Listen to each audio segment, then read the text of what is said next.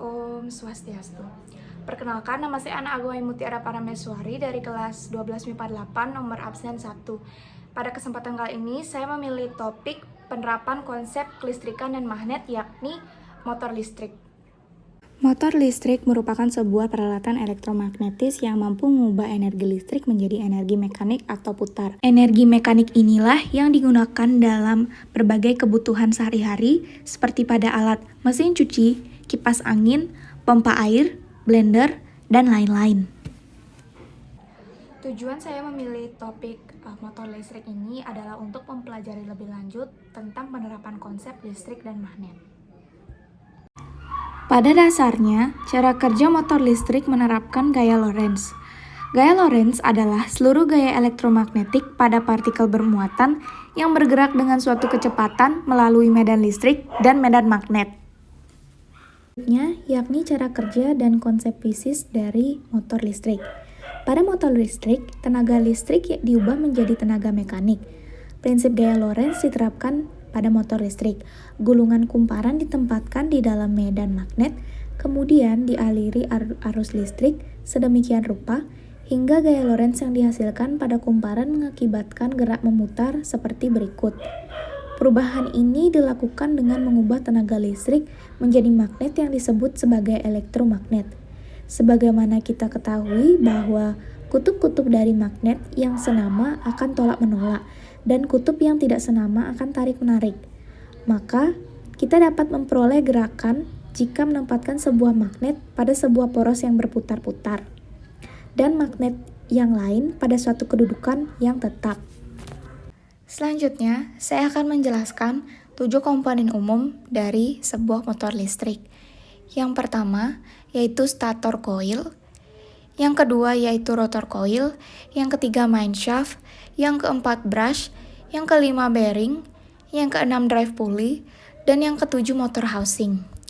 Setiap komponen tersebut memiliki fungsi yang berbeda-beda. Yang pertama, stator coil. Stator tersebut termasuk dalam komponen utama dari sebuah motor listrik, karena komponen ini akan langsung bersinggungan dengan sebuah kinerja motor. Stator ini merupakan sebuah lilitan tembaga statis yang biasanya terletak untuk mengelilingi sebuah poros utama. Fungsi dari stator ini yaitu untuk membangkitkan sebuah medan magnet yang terdapat di sekitar rotor. Selanjutnya yang kedua, rotor coil.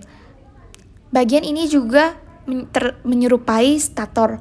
Untuk bedanya, rotor ini merupakan lilitan tembaga yang mempunyai sifat dinamis. Hal ini dikarenakan lilitan tersebut terlihat menempel secara bersama mineshaft atau ada poros utama sebuah motor yang nantinya akan berputar. Selanjutnya yang ketiga, mineshaft. Sebuah poros utama merupakan sebuah komponen logam yang terlihat memanjang sebagai sebuah tempat untuk menempelnya beberapa dari komponen. Selain rotor coil, maka komponen lainnya terlihat menempel pada poros, yaitu komponen drive pulley. Selanjutnya, brush. Mengenal komponen motor listrik berikutnya yaitu brush. Brush merupakan sikat tembaga yang nantinya bisa menghubungkan sebuah sumber arus dari listrik dengan sebuah rotor coil. Sikat tersebut akan menempel di rotor kecil yang biasanya terletak pada ujung rotor utama. Selanjutnya, bearing. Alat ini nantinya akan menghasilkan sebuah putaran, maka akan sangat diperlukan sebuah komponen khusus. Hal ini nantinya akan dijadikan sebuah bantalan agar putaran tersebut berlangsung dengan mulus. Inilah fungsi dari bearing, yaitu sebuah bantalan yang terdapat di antara permukaan poros sebuah motor housing. Selanjutnya, drive pulley. Fungsinya yaitu untuk mentransfer sebuah putaran motor untuk bisa menuju ke komponen lainnya. Komponen ini pada umumnya diketahui berbentuk gear ataupun pulley. Dan komponen ini dihubungkan dengan sebuah komponen yang memang perlu digerakkan menggunakan motor ini. Dan yang terakhir, motor housing. Komponen ini berada di bagian luar dan berfungsi untuk melindungi semua bagian motor listrik. Bisa dikatakan motor housing ini merupakan bagian terluar dari komponen motor listrik, sehingga bisa melindungi semua komponen yang ada di dalamnya.